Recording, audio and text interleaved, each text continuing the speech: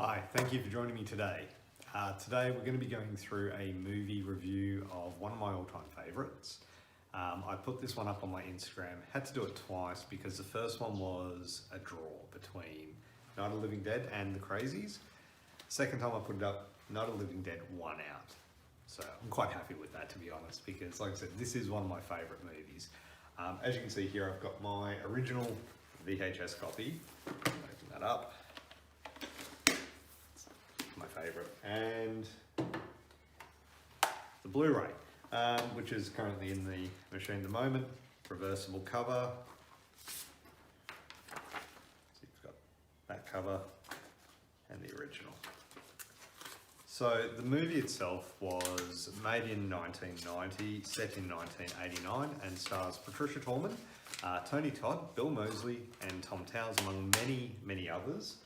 And was directed by the legendary special effects artist Tom Savini.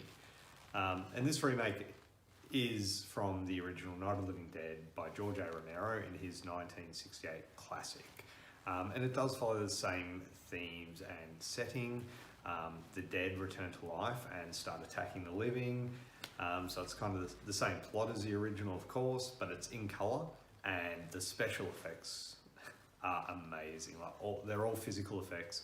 This was in a time before, computer generated imagery and green screens were a thing. So all the effects were physical, and there was squibs, there was makeup, everything, and it was done so well. It looked brilliant. So like I said, it follows the same plot, better special effects in color, and one of the biggest differences is probably the main character of Barbara.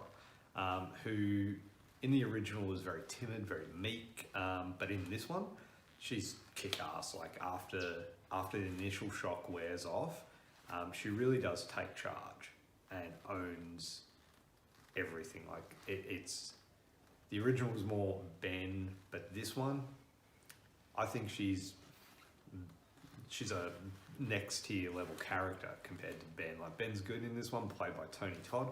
But Patricia Tallman is amazing in this film. Like, really, it takes ownership of the role and makes it her own. That being said, most of the other characters are very similar to their original counterparts, and I think that's a good thing. I think they really do own these roles.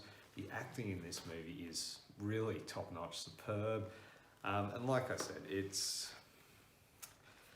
similar to the original with the characters as well, but so is the setting, from the cemetery to the farmhouse. Ben and Harry, Ben being played by Tony Todd, Harry played by Tom Towers, antagonising each other to bring in that human drama, where the zombies are outside, they're the external drama, but the internal drama is mainly caused by these two just constantly butting heads, going at each other. Now, like I mentioned, the special effects. It's all physical effects, so it's all like hands-on makeup effects and everything.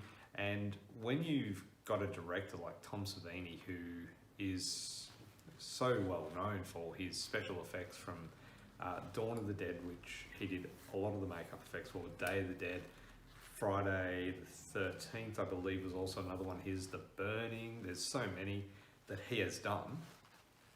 When you've got some a top tier level special effects artist who is directing a film, your special effects want to be on point. Like, there's no room for error there, which I'm sure he was probably supervising and whatnot as well. And it shows. Like, these are phenomenal effects. One of my favorite scenes, which does highlight the special effects, is a scene where they're boarding up the house. So the typical zombie movie trope, you board up the windows, secure the place. So they're boarding up the windows, and one of them falls back, and Mr. Magruder, the zombie, comes through, and he's all cloudy-eyed and very jaundiced kind of looking skin. They all have that. Comes in, and they eventually put him down, and then this other zombie comes in, and Barbara really shines in this scene. Just shooting the zombie and giving this speech about, you're all seeing this. Is he dead? Is he dead? Really fantastic scene. Like, you can see the shock in the background characters, actors, Tom Towers, The look on his face going from to just complete shock, and yeah, Tony Todd telling Patricia Tallman's character Barbara that she is losing it, and she's like, I am not losing it. Bang. Great scene. However, whilst the movie does have some really good scenes and great characters, great acting, I felt the ending really did fizzle out.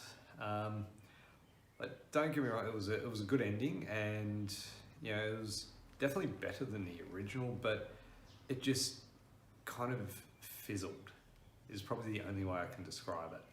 I did enjoy the way they kind of tied it. I felt they kind of tied it in with Dawn of the Dead. There's a scene in Dawn of the Dead, the original Dawn of the Dead, where the helicopter is flying over, and you see the good old boys, rednecks, or whatever you want to call them. They're all out there having fun with their guns and their six packs, and having a laugh. And in this one, you do see that similar sort of setup, but you also see some bikers which are having a lot of fun with the zombies, which once again does tie into Dawn of the Dead, which Tom Savini was also in as one of the bikers. But other than that, it did kind of just fizzle. And that is literally the only word I can just use to describe it. I did, however, enjoy seeing Cooper get his comeuppance from Barbara. That was really good. But whilst this isn't almost perfect remake, like it is almost perfect in all senses, where the acting, the directing, the special effects are really on point. Like I said, the only part I didn't really enjoy was the ending. So overall, I've got to give this movie a 9 out of 10. So top movie, well done. Even though it's, that's about 30 years old now, 31 years old, it hasn't dated at all. It's still a really good film, and the special effects still hold up. And I think that is because of the physical effects.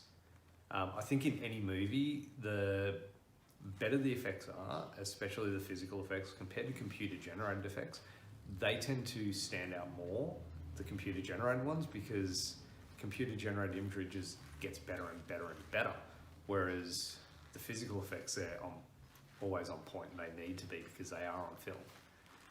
But that's just my opinion on the special effects artist. So anyway, look, thank you for watching. Once again, I'll pop my Instagram handle down in the comments below, and if you can leave a like and subscribe if you haven't already, that would be fantastic. Appreciate you dropping by, and have a great day.